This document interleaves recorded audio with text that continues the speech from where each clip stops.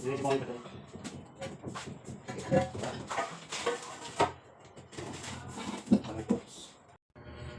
araw mga idol. Ito na naman tayo. Gagawa tayo ngayon ng urinal na sensor. Madiditik yung tao at magbubuhos, kusang magbubuhos siya. Ito ginagawa na natin mga idol. Medyo may kahirapan na ito mga idol dahil nga mabigat. At yung helper natin bago lang. Kumbaga hindi pa alam kung anong gagawin, sana hawak. Pero sige lang mga idol, dahil nga andito naman tayo naman yung marunong. Kaya tinuturuan natin ng maayos. Unti-unti na namin kinakabit mga idol yung urinal na isa. Tapos na namin yung isa. Kumbaga hapon na kasi itong mga idol namin inumpisan. Kaya hindi namin agad-agad natapos. Dahil nga sa mga tiles, nagbawas pa tayo, nagbutas tayo ng tiles. Kung ano-ano pang ginawa natin. Kaya medyo tumagal-tagal.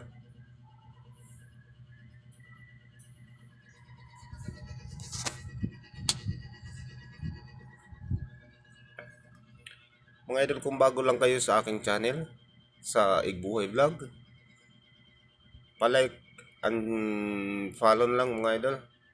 Sakaling magustuhan nyo man, pakishare na lang din po mga idol, ano? Dahil bago pa lang tayo dito sa aking channel, hindi tayo masyadong nakakapag-upload lagi.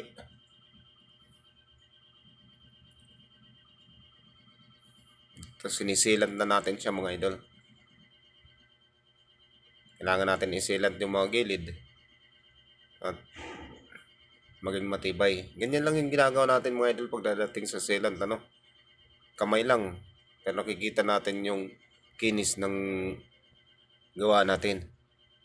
Ito naman mga idol yung detector ng sensor na paglapit ng tao, kusang magbubukas yung tubig, at pag alis ng tao, kusang magbubukas din, magbubuhos dyan sa ihian ng lalaki.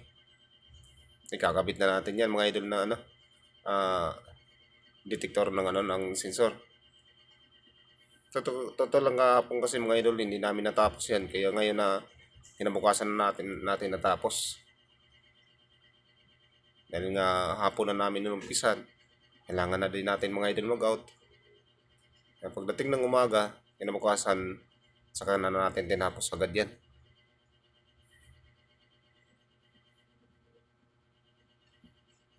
Palike and follow lang mga idol sa Igbuhay Vlog o sa EGD Igbuhay sa aking reels.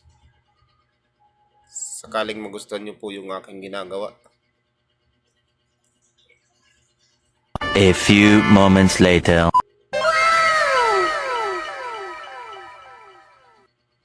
Oh my God! Wow! Okay na mga idol, ano? Medyo okay na rin yan.